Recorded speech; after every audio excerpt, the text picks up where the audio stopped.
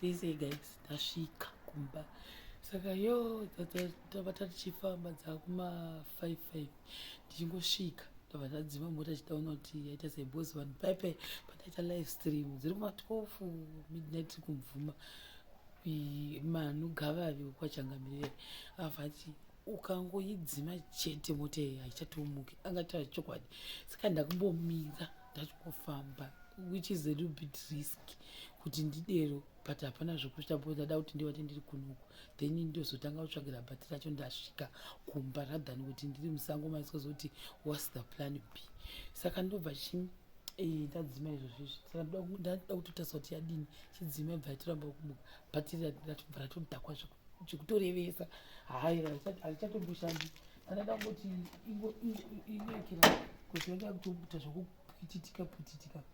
namanje tasai munhu zvaro zvairi kubudisa izvi so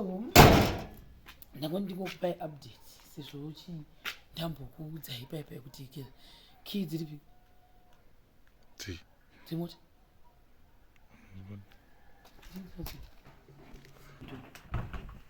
tasvika kumba mbozorora manje tanyara notovhare dhora du close that inopenda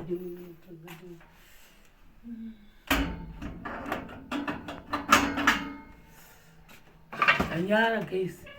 tanyara zikambotoiti kera torenda kune security isingaiti saka guys ndakumboti zororei ndangoita kaklipi so that vanhu vanyasoroti ndasvika bhandanyara wese tasvika hedu kumba kwedu kwandinorocha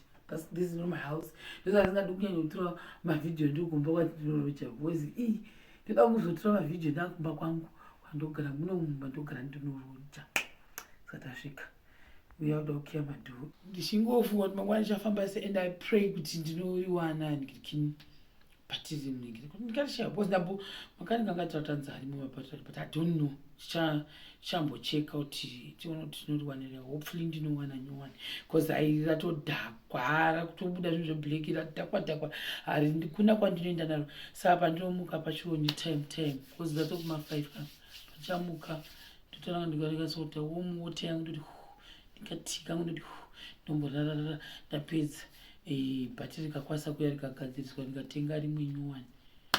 ndokondija negwendo gwangu kuenda kwachireya ndichatozina mafofo ndambozorora guys. Thank you very much vanhu vangu vachibondifonera vachibondipa matips vamwe vangu vari konzera kuti wazodii